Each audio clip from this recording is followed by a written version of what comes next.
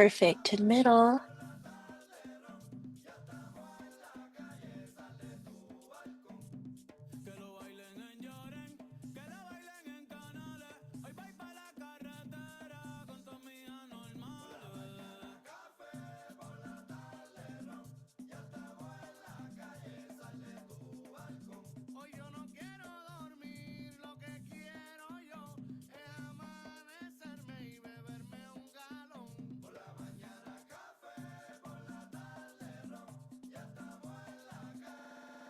Brother, yo no sé ni cómo yo llegué a casa anoche.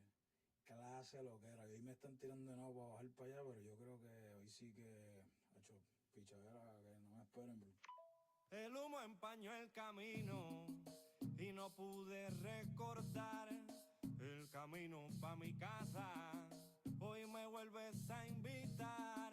Yo me iba a quedar tranquilo, pero si quieres vacilar, sube tú pa' la montaña porque hoy yo me quedo acá. Ven subiendo, que no le vamos a bajar. Sube tú pa' la montaña, hoy yo me quedo acá. Ven subiendo, que no le vamos a bajar. Sube tú pa' la montaña, hoy yo me quedo acá. Dile algo. Allá abajo, allá abajo, allá abajo, allá abajo. No se me ha perdido nada. Están arriba en el monte los códigos de verdad. Suban pa' acá pa' que vean. Ven subiendo, que no le vamos a bajar. Sube tú pa' la montaña, hoy yo me quedo acá. ¿Qué se hace hoy? ¿Qué se hace hoy? Hoy se bebe, y nadie nos va a parar. El samurái está en brillo y el combo va a chinchorrear. Ponle. Ven subiendo, dale pa' acá. Que no le vamos a bajar. Dale, vamos a bajar. Sube tú pa' la montaña, hoy yo me quedo acá. Ey, ten cuidado, uy, cuando te toque bajar, que no te vayas por rico y te tengamos que buscar. Yo te voy a decir algo para que sepas. En el monte hoy se rompe, desde que sale el sol hasta que se esconde. En el monte hoy se rompe. Si ando goma botando humo, dale, ponle. En el monte hoy se rompe. Suban pa' acá pa' que sientan el torque. En el monte hoy se rompe. Me voy a dar otra en lo que los muchachos hacen el corte.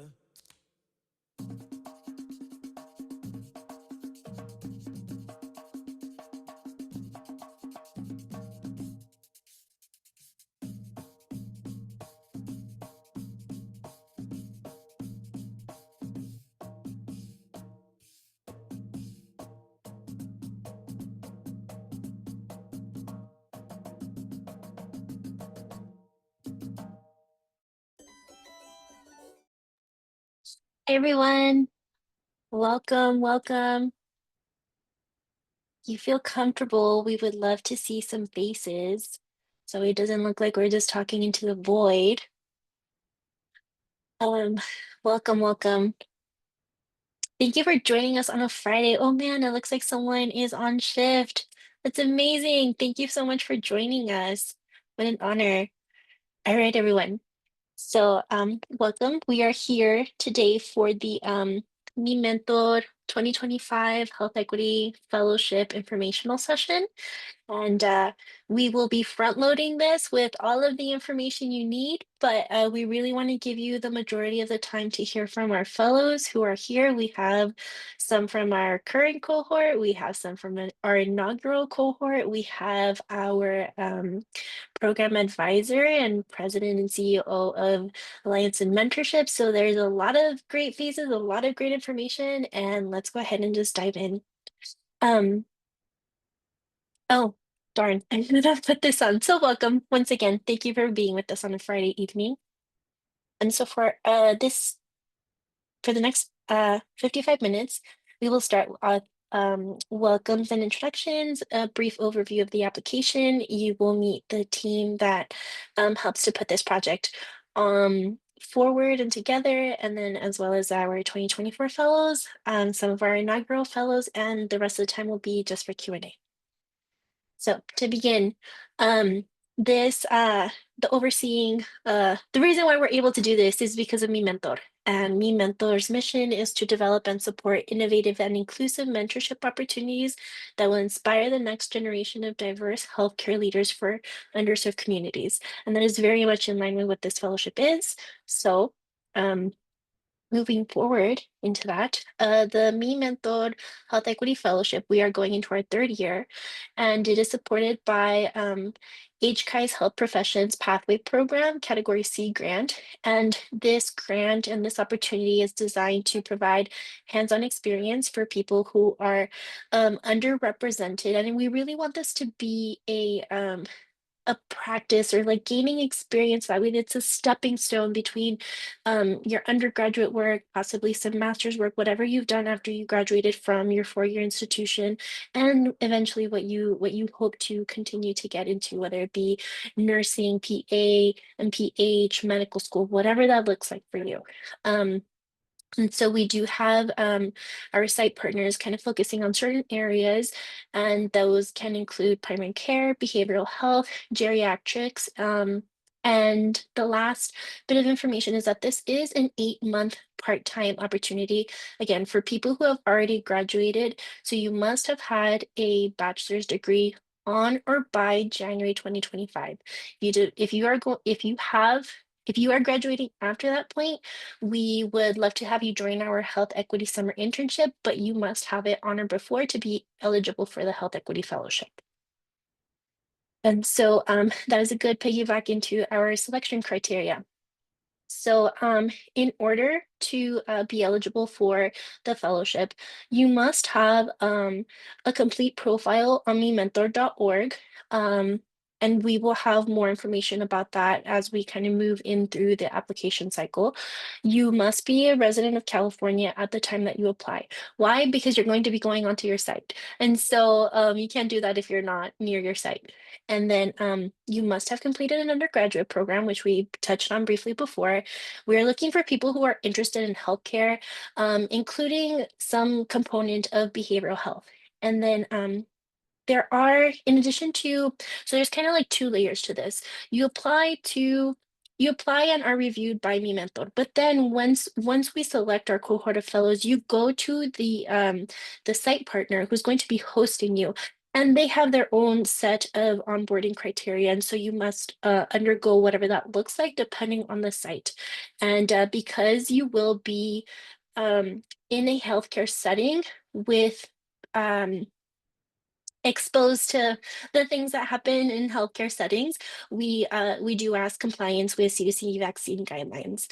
And so we this is the eligibility, and we do really want to create opportunities for those who have not otherwise had access to them. So we do have a preference for individuals who are first generation and underrepresented individuals in medicine, and people who are from historically minoritized communities or marginalized communities. And that can mean a whole breadth of things. It could be financial, educational, environmental, the list goes on. It's not, we are very open to what that looks like, given the context of each individual's and each applicant's background and life story.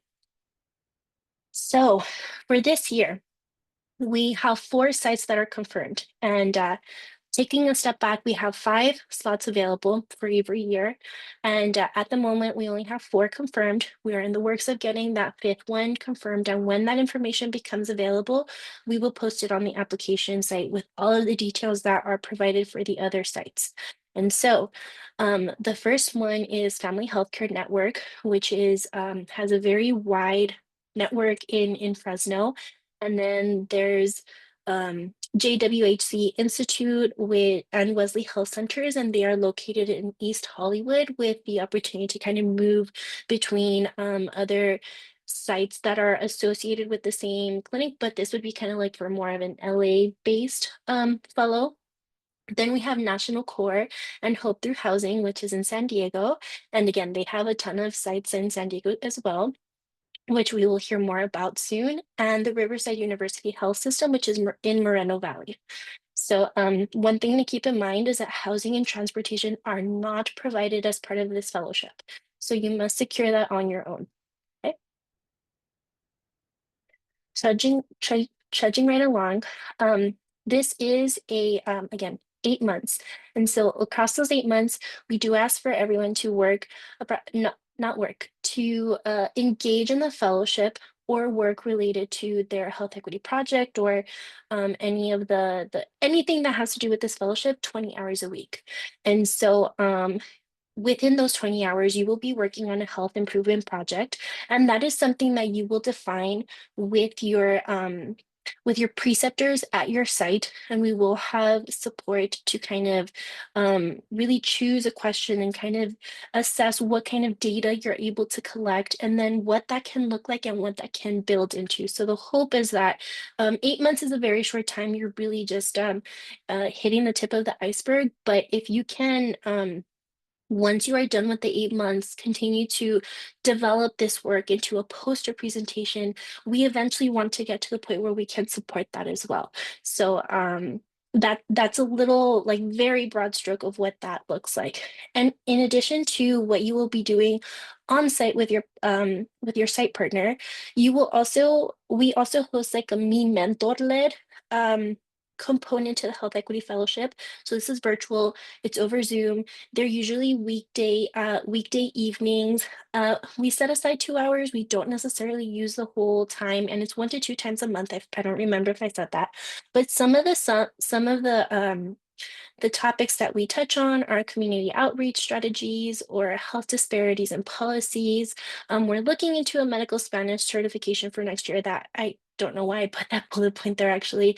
And also definitely looking at social drivers, otherwise known as social determinants of health.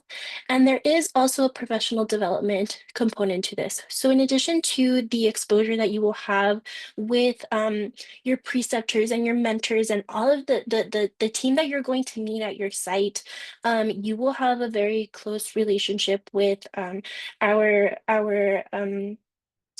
program advisor. That doesn't feel sufficient, but Dr. Casillas, so she will be working with you to kind of like have checkpoints across the fellowship to see where you are in terms of your health improvement project and just how things are going. But there's also support for your application. So again, this is a stepping stone. And if this is something that you are doing in your gap year, we have people who can support you by providing mentorship for how to have a strong application to medical school. If that is not your path, we will make sure to get the resources to support you in your path. What has also happened is that sometimes people realize that they need to go back and do like a post-bac. So we will provide the support for that. There's letters of recommendation that can be written. And so this really is something that we want to support the fellow, not just in their work, but again, like as this is a stepping stone. So like in pursuit of what their ultimate goal is. All right, let's see. So moving right along, application materials. So if you scan this QR code here, and actually let me see, I cannot drop the link in the chat, unfortunately, but tinyurl.com/me mentor 2025. You can access the applications there. And so that the Google document that you'll see, that's just the information. That is not the application. So you read through very carefully at all the details, and at the very bottom it says start your application here. So as part of that, there is a lot of data that we collect. This data does not bear any impact on whether or not you are selected to be a fellow. It is just something that we report to our grantors. But the information that we do look at are your resume, transcripts for all of the colleges and universities that you have attended. You must complete the whole Google application form. Last I checked, there were 19 sections. I don't think that all of those are included because we do have kind of like a screening question. So I think it's more like I'll call it 16 sections. You must list the information for 2 references. It's just listing the information. They do not have to write you a letter yet. If you are selected to move forward in the process, we will reach out to them to get your references, but you're just listing the information in the event that you are offered an interview. We do have short answer questions. This year, our short answers questions I think grew from 5 to 7. So those are all listed. That way you can work on them separately and then just kind of like copy paste into the Google form. And yeah, that is the entirety of the application. I do want to say it is very robust. So please do not leave this for the night before, because the Google form is set to close automatically at midnight on March 3rd. And so if you are close to that deadline and you can't get it in because there's a lot of traffic in the Google form, we're not able to support or make any exceptions there. So please give it the time that it needs. And so an overview of the selection process is you will submit your application by the deadline, which is March 2nd at 11:59 p.m. Pacific time. And so we will begin our review, and of the group, we will start to invite people for interviews. The interviews will be very focused on the sites that are selected. And then from there, we will reach out to the references to kind of get like a full picture of the applicant. The decisions will be made sometime, let's say, I honestly, let's just call it April, May, and then we will begin the onboarding process through MiMentor, and then also with your site partner sometime May, June of 2025. And so going back to our dates, the deadline is March 2nd, 2025 at 11:59 p.m. And then our decisions should be released by April 2025 with an acceptance deadline of May 2025. And so, moving right along, here's our team. This is the group of people who helped to make this possible. Dr. Casillas is actually here in the chat, and I will hand it over to her if she wants to share any words with you all. But let me just go through the rest of us really quickly. Jenny Clark-Morrell, she is our executive director at MiMentor. You won't work with her very closely, but she does have a very heavy a guiding hand in everything that is happening. And then Sienna Martinez, who has been with MiMentor as a volunteer and was one of our first staff, and she is continuing to grow with the organization and has been a key part in bringing this project to fruition. And then me, my name is Stephanie Vasquez. I've been working alongside Sienna around the same time. I think we've been here around the same time, and so we both have experience as student volunteers and then being employees here at MiMentor. So if you ever want to talk about that, I am available. And I will turn it over to Dr. Casillas if she wants to say anything.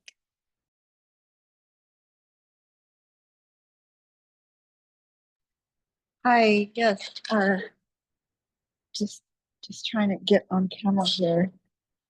Sorry, I just got home from work and I'm getting situated. Okay, can you all hear me? Okay. Yeah, thank you so much for all of your interest in the fellowship.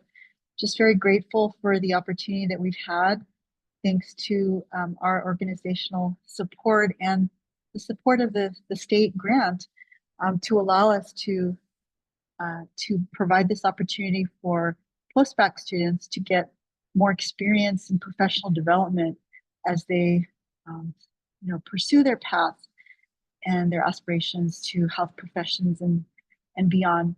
So I just wanted to tell you, thank you for the interest.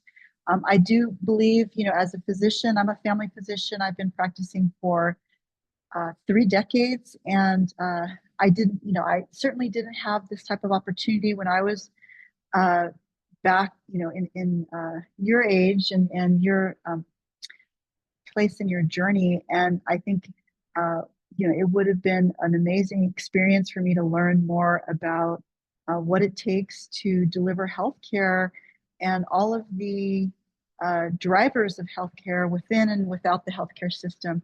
So I will go ahead and respond to some of the questions in the chat, since that may also allow me to answer, talk a little bit more about it.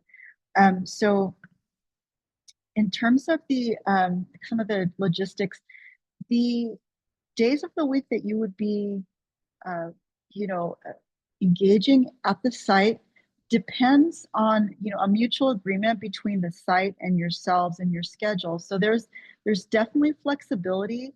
However, some sites might have, certain, of their on-site meetings or whatnot on certain days. So depending on when those are, it might be, it will kind of dictate maybe when is best for you to be on the site, to be involved in the teams, because it is really important to engage in the teams. Healthcare, as you know, is a team effort. I can't deliver care without my nurses, my social workers, my LVNs, MAs, managers, et cetera, right? So it's really important to, I think this is one of the things that you don't really necessarily get trained on, even in med school, at least in my case. Now they focus a little bit more, but learning about how teams work and how important teamwork is. So being on the sites and just really learning from others that are there, the staff, et cetera, is important. Whether it's a virtual meeting or on site. So the days will depend, but we do intend to allow flexibility and to encourage flexibility. And I'll let some of the fellows talk about that, because we've had very flexible experiences depending on the sites that you're at. And then, can we continue working with our site after the fellowship? Alexis asked that.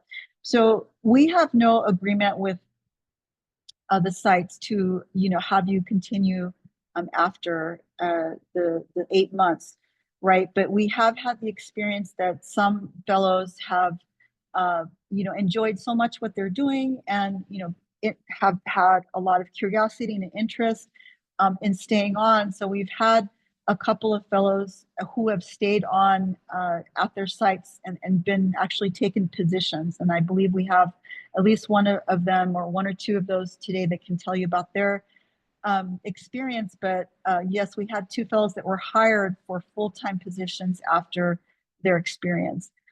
So, if you really enjoy what you're doing and you engage in the team, I mean, that's a lot of what networking is, right? You're getting to know people and networking and learning and meeting people and developing relationships is a lot of the times how you get jobs or other experiences. Sometimes it might be a volunteer, right?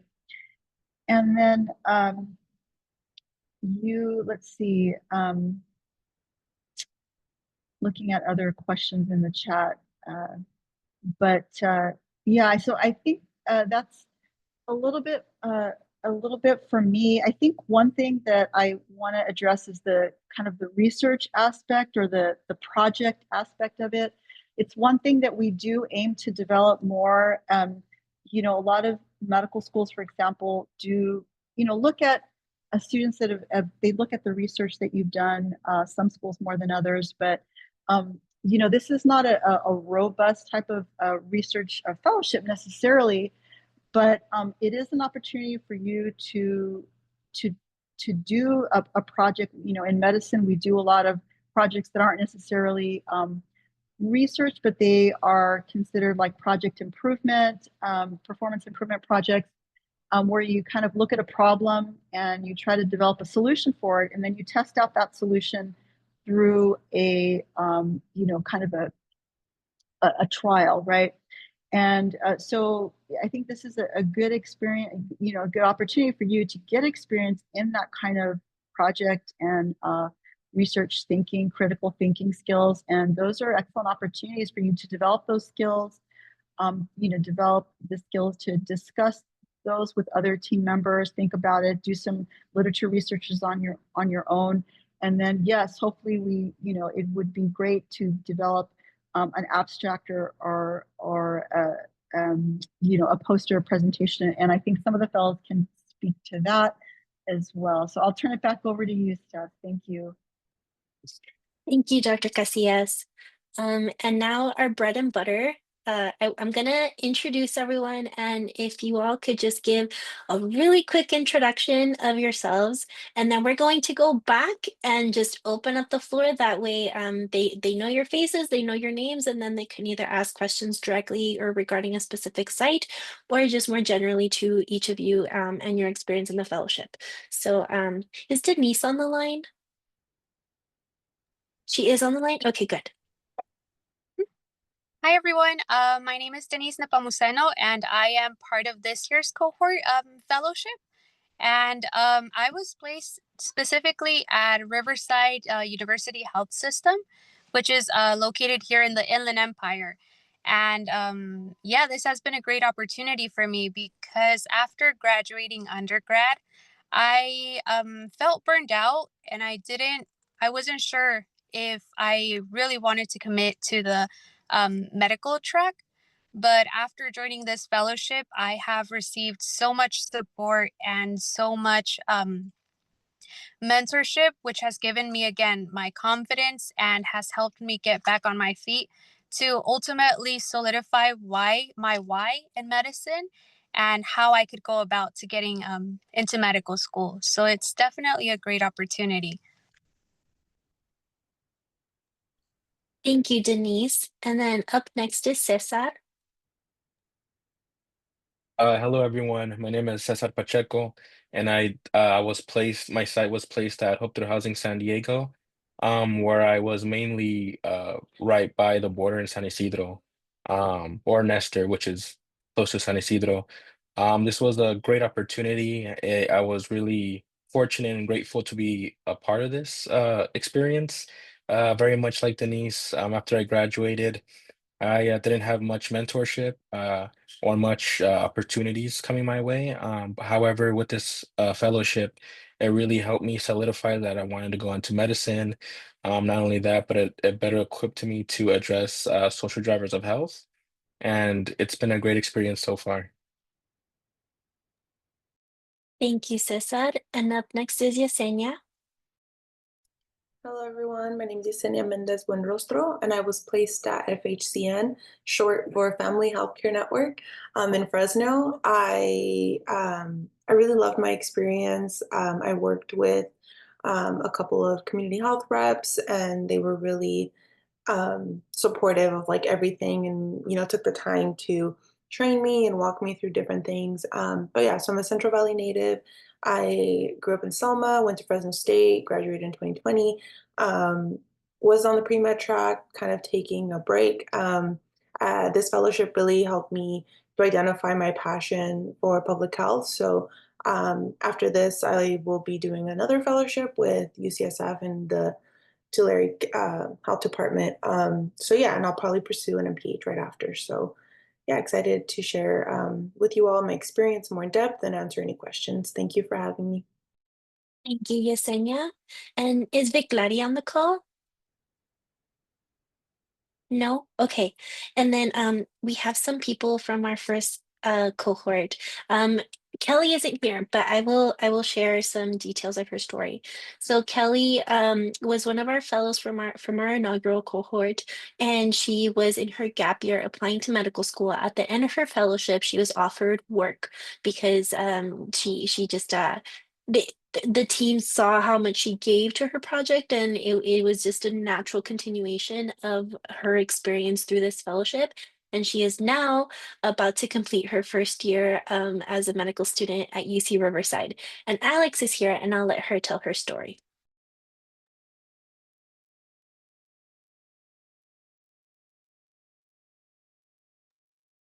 Oh, Alex, we can't hear you. Is it just me? Okay. No, still can't hear you.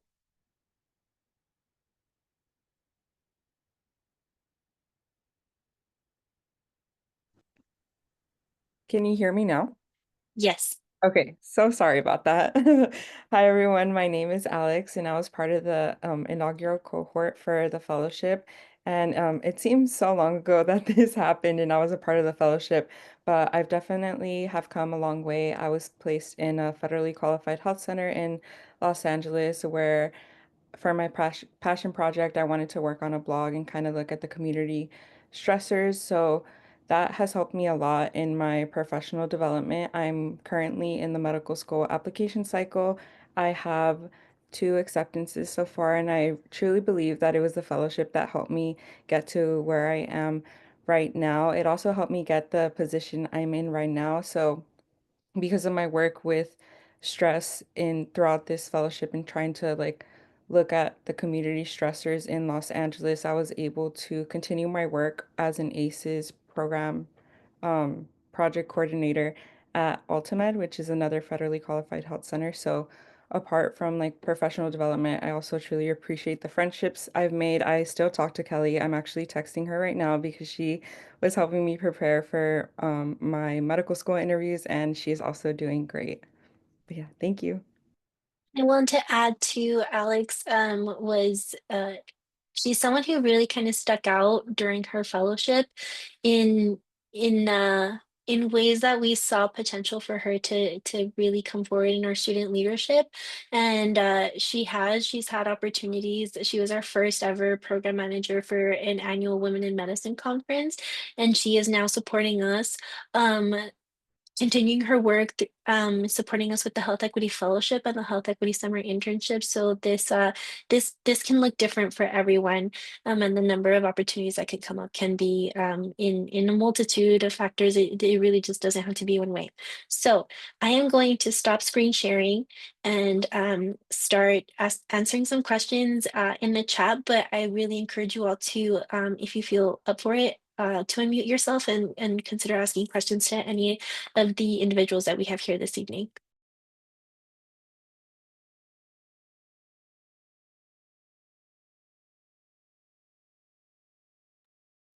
Go ahead, Allison. I hope you guys are having a good night and apologize for the mask and everything. I'm still at work. But I had a question for Caesar. So I'm located in San Diego and I was wondering how does the Hope Through Housing fellowship work? Like what do you do on a day-to-day basis? Hi, Allison. Well, thank you for coming tonight. And yeah, so the Hope Through Housing fellowship or the fellowship with Hope Through Housing, it's a very interesting fellowship. It's an amazing organization. So basically, the whole premise of Hope Through Housing is they're a company that's teamed up. Well, they're a part of National Core, so it's like two companies merged into one. So one takes care of more so the property, and the other one takes care more so the residents. Hope Through Housing focuses a lot on the residents, which is where I was a part of. Um, and a lot of the a lot of the stuff that we did was basically advocate for residents. I was located at a new PSH site over here by the border in Nestor, which is in between Imperial Beach and San Isidro. Nestor is like a little area like right there on the cusp. It's really small. But we had a property on there and a PSH is a permanent supportive housing. So a lot of the individuals that have that housing are were recently unhoused and they faced severe critical homeless or chronic homelessness, which is basically that they were homeless prior to being on that location for 2+ years.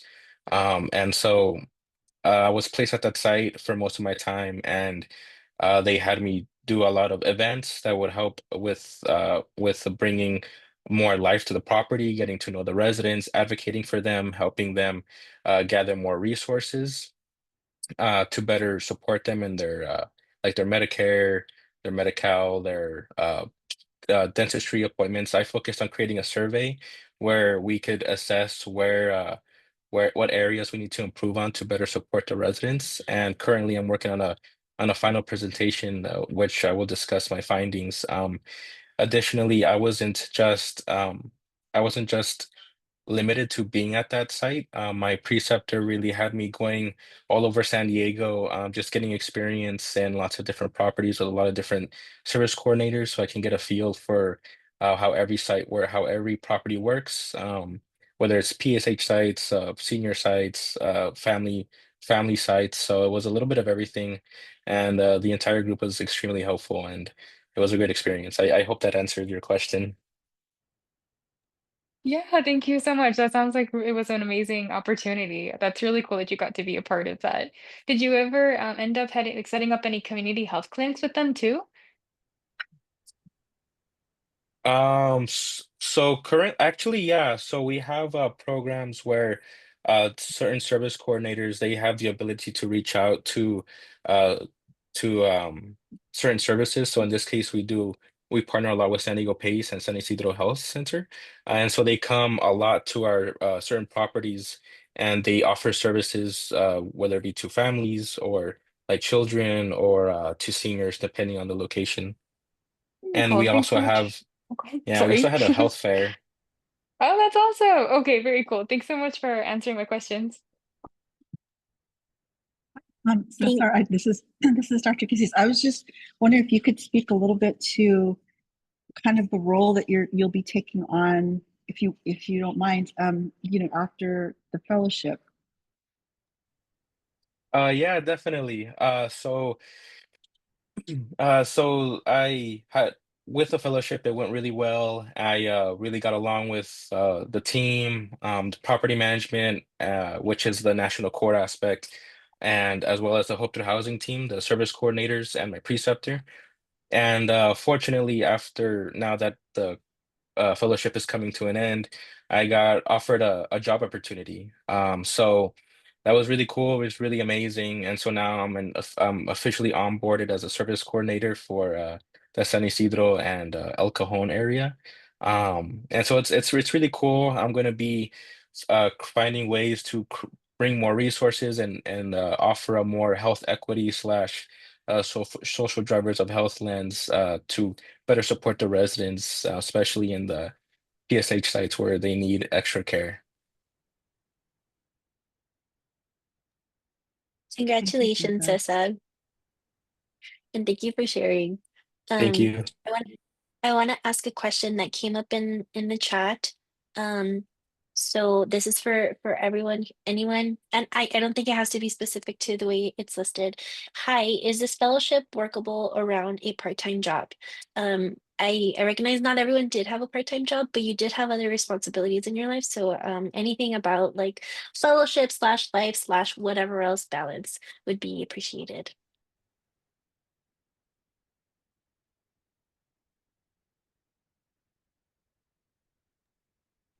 I'm going to select someone. Yesenia, I know you have a lot on your plate, so if you could kick us off. Yeah, so it's definitely doable. You just have to be really good with time management, I would say. I was working, I was studying for the MCAT at first, and then and still being able to work the 20 hours. But then I also was doing the MSR fellowship, or I still am, as a fellow there. So that also took some time. Um, and yeah, so I do think that it's possible. I think it just depends on how flexible your specific site is. For FHCN, there were times where I needed a day during the week off, and luckily they did have outreach events on like a weekend, and so I was able to like go to a shift on a Saturday. But I know that many sites might not allow that, and you would have to be available Monday through Friday. Um, but yeah, I definitely think that as long as you have to really check in with yourself and know if you have the ability and the skill to time manage. It did get a little rough for me at some points, I'm not gonna lie. But we made it through, and my site again was very flexible and very supportive of my other commitments. So yeah, I hope that answers the question. And if there's anyone else who has something to add, I could chime in too. So I myself had quite a few responsibilities outside of being a health fellow. I also took a couple classes, and then I also worked in the evenings as a tutor here and there. So I had quite a bit on my plate. But the site or the site I was placed at, the preceptors were or my preceptor was flexible with my hours. So fortunately, a lot of the stuff that I had to do, like my classes or tutoring, that would be in the evenings for me. So a lot of the work I did for Hope Through Housing was throughout the mornings and afternoons, so I didn't really have much conflict. However, uh, it is good to have some time management skills. That way you can effectively be when you're at your site, you could really focus on being there and really dedicate the time needed really support the people, the community that you're supporting, as well as helping the team that you're a part of, and ultimately fulfilling the requirements of the fellowship.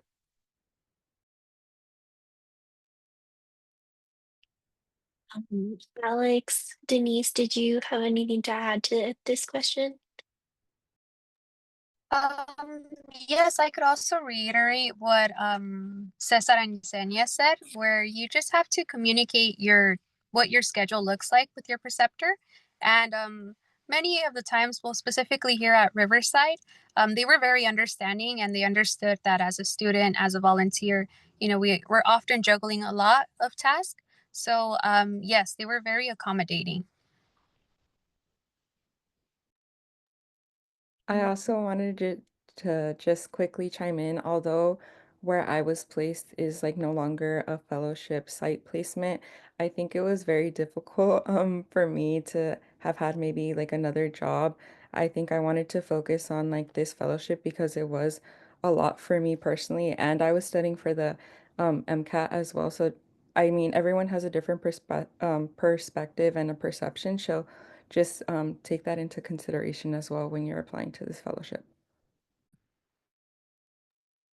Yeah, I did. I did want to address the question about the MCAT. Thank you, Alex, for bringing that up as well. So, everyone has a different MCAT study plan, right? But I personally would not recommend, you know, um, it's difficult to work a full time and study for MCAT depending on what your timeline is, right? If you have, a year to study and you're going to spread it out, that's a different story. But if you're shooting for a closer date, MCAT date, then working more than part time is very challenging, as we've seen. So I think that's something to really keep in mind. So I mean, ideally, you wouldn't work more than part time and study for MCAT if if you have a shorter time frame, like on the order of months. But I don't know if anybody has any other thoughts on that and uh, or input from the fellows.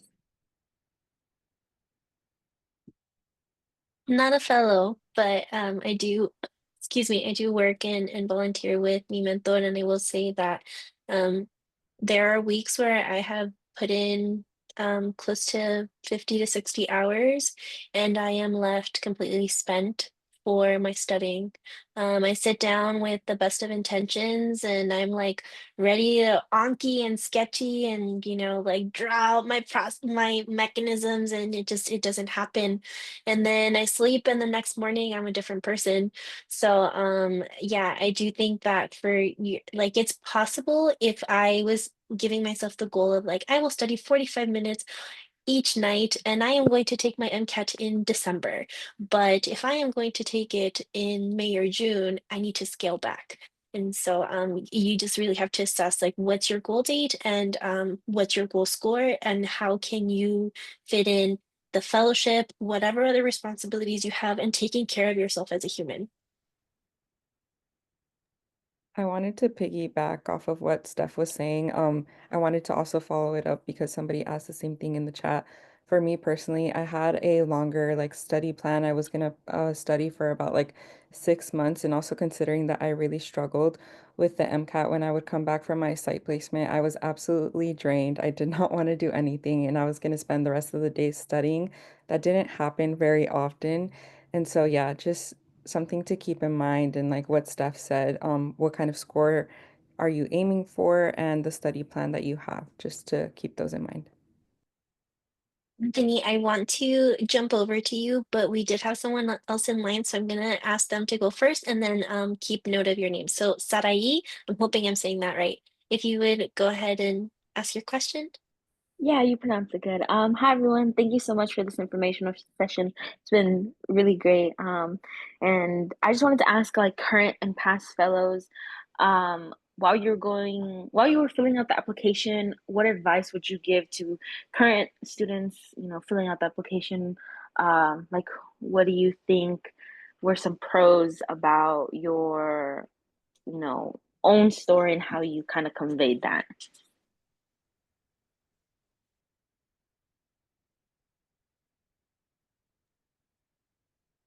I can share something from the back end if to give the fellows a chance to kind of group their responses. Um, just own your story, whatever your story is, and be authentic to it. You don't need to like oversell. You just need to like say things for what they are.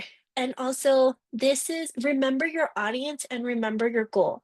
You are applying to be a fellow, and this is a stepping stone to getting to what you want to do. So practice what you would put forth in your medical school application, your PA school, your MPH, whatever that goal is for you.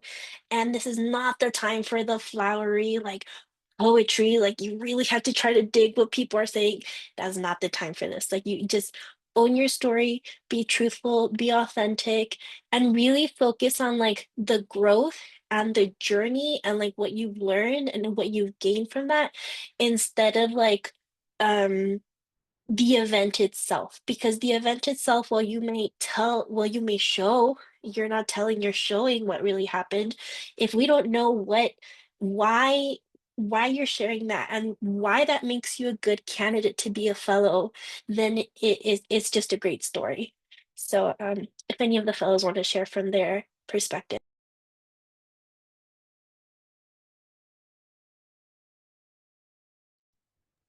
I 100% agree with you, Stephanie. For me, like I mentioned before, after graduating undergrad, I did not have the confidence to apply to medical school right away. So I did communicate that in my essays, and I was very genuine. I was very truthful, like, hey, I'm struggling right now. I don't know. I know that I want to be in the medical field, but I don't know how to get there. And yeah, I just shared my story. So, again, reiterating, just be genuine.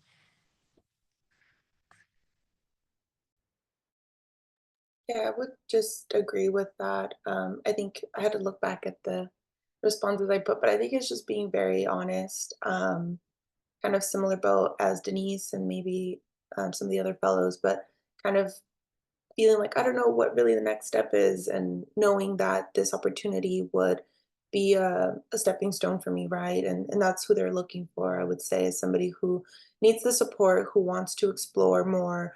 And so kind of showcasing that, you don't have to, and I don't know, maybe Steph can correct me if I'm wrong, but you don't have to be like the perfect applicant. Like this isn't your med school app. Like we know that this opportunity is to prepare you for that next step, whether it's med school, PA programs, or a master's, right? So being very, very honest about that, and knowing that, we're not, or they're not going to be looking for a perfect applicant, but somebody who could really benefit from the opportunity. I'll add one last thing. We had an applicant who became a fellow who shared that they didn't have any experience doing this. And their story was like the transferable skills that they had working in the jobs and the industry that they had access to.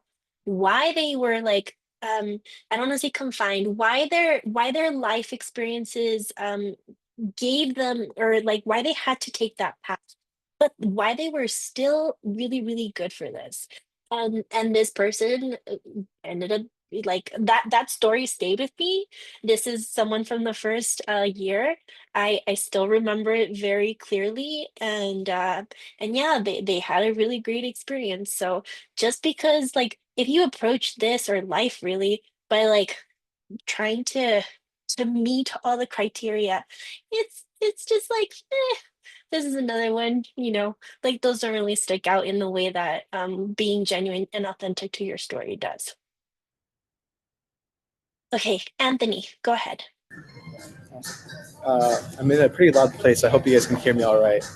Okay, so I just want to say thank you to everybody like for sharing your story. I feel like it's very reassuring to see people like us, entering this space because I feel like it's really important. So I have like two questions, if that's okay. So the first one was like towards Denise. I know you mentioned you do like some resource utilization, like understanding like the gaps in that.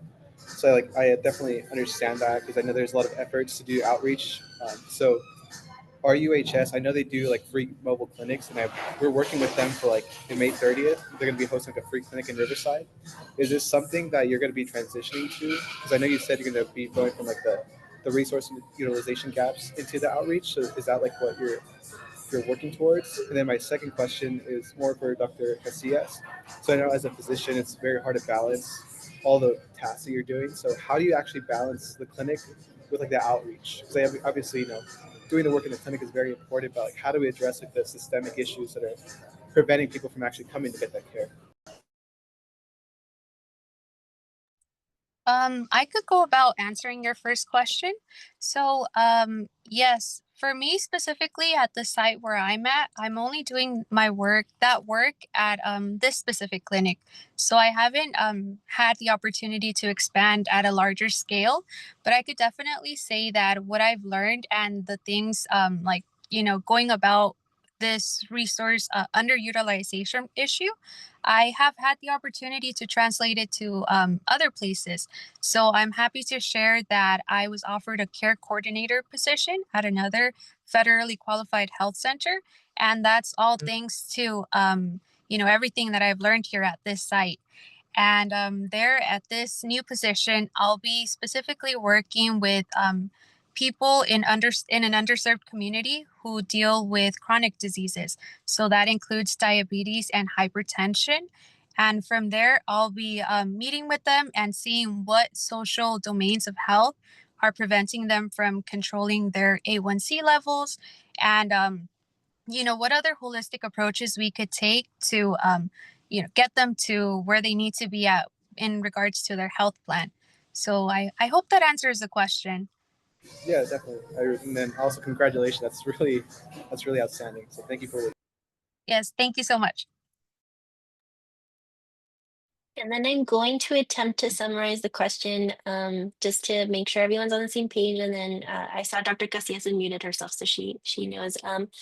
Let's see. So how do you balance the clinical experience with the outreach, and are systemic issues that prevent patients from even getting to the clinic addressed?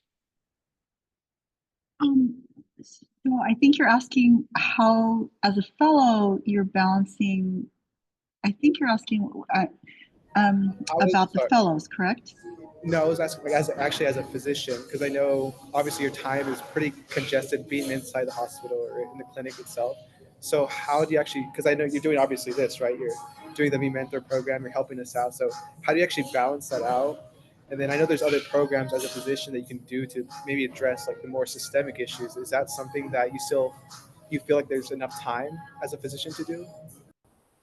Well, I think every physician would answer this differently. So, for me, I went into medicine. I also actually almost became a social worker. That was one of my choices that I was considering. So, the social drivers of health and the context that patients come from is always been, top of mind for me. It's been my foundation. And I trained at a federally qualified health center, and that's kind of my, your residency where you train is always kind of your foundation. So for me, it's really why I'm in medicine. So it's on my mind every single day. So, um, I think it's not easy because I would admit that a lot of my colleagues can, they barely get by. It's a lot to take care of patients. It's a lot. But, for me, it's kind of what helps to drive me. I mean, I enjoy being with my patients, so I'm going to enjoy that regardless.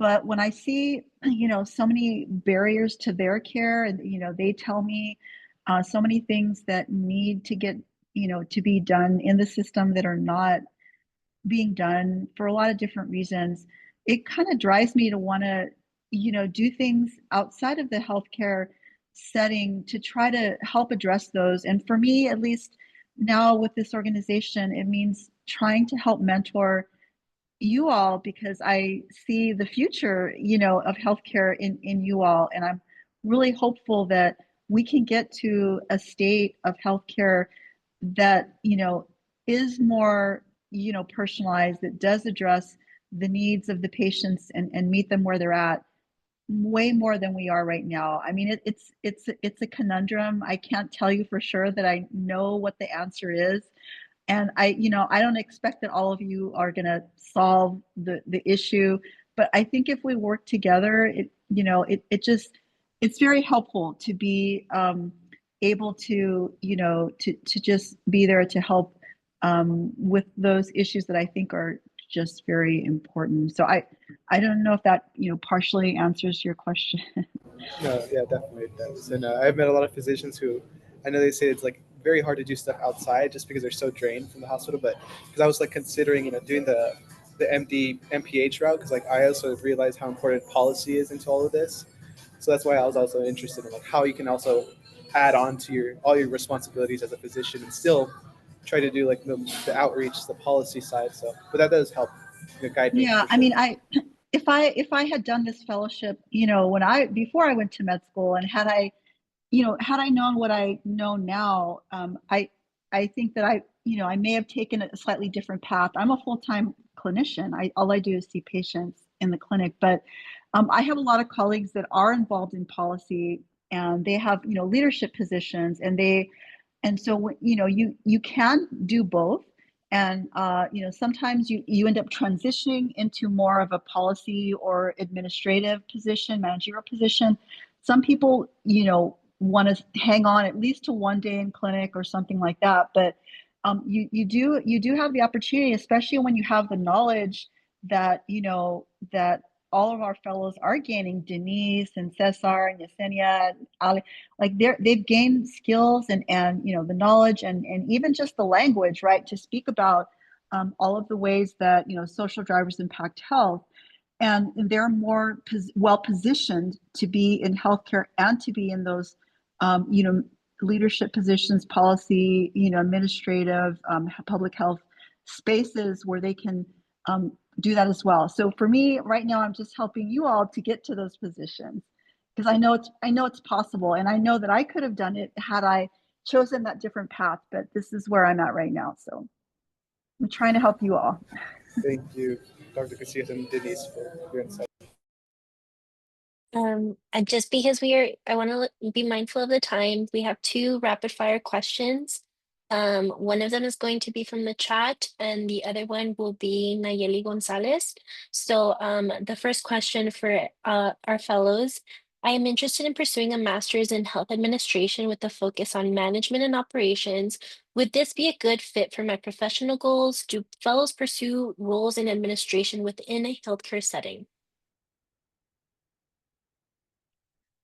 Yeah, I saw that question, and I wasn't sure. So the person who asked that, some people are, I don't know if you're interested in pursuing simply, so healthcare administration and not necessarily a um, clinical professional school is, I believe, what you're asking.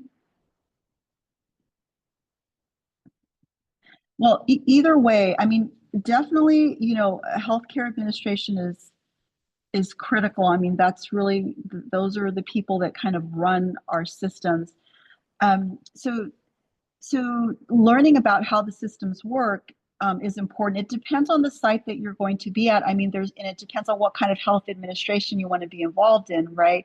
So, for example, Cesar's at Hope for Housing. I mean, if you are focusing on the safety net, safety net healthcare system, then you most definitely need to know how systems and organizations work to provide care to our most marginalized populations, which includes the homeless population, which is what Hope for Housing focuses on. So and I mean, even if you weren't necessarily going to go into the safety net, it's important to understand how those systems work. So every one of our sites, I would probably answer it a little bit differently. So I think it kind of depends on the site and what you're going to do at that site.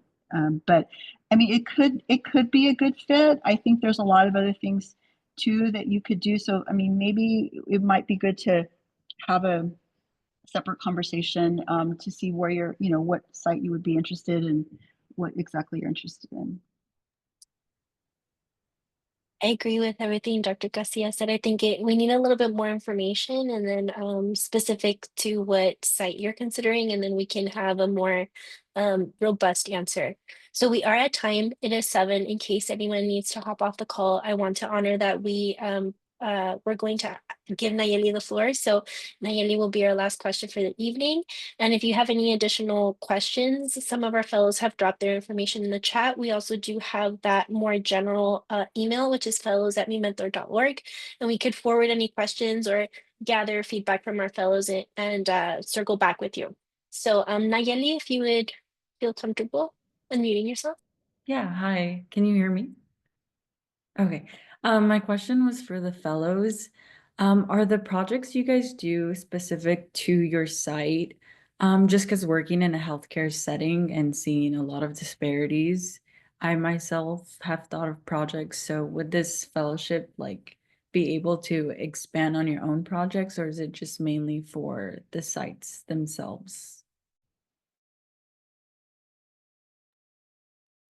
I think I know what you're asking. So Nayeli, the sites and, in our partnership with them, we, they, we partner with sites that are interested in mentoring, the younger generation. So it's important that they also are aligned with our mission of mentorship. And I think that we've been able to find sites where we have mentors, advisors there that do strongly align with that vision. So if you have a particular project that you're passionate about, as long as it would fit with the sort of the goals of the site and the workflows of the site, it depend, so it kind of would depend on what you're interested in. We have sites where they actually have a project that they want to kind of bring you on for. So there are instances where they kind of have something that they want to bring you into. But if you have a particular interest and that might kind of follow along the lines of that project, that you can tweak it a little bit with that. So it would depend. It depends. So Okay, great. Yeah, thank you. All right, everyone. I just wanted to take a moment to thank you all once again for joining us on a Friday evening. That speaks mountains to your dedication or interest, or both to this work. And so we really hope that you consider applying if this fits into your journey. If you have any additional questions, we have emails in the chat. And one more time, fellows@mimentor.org is the more general email.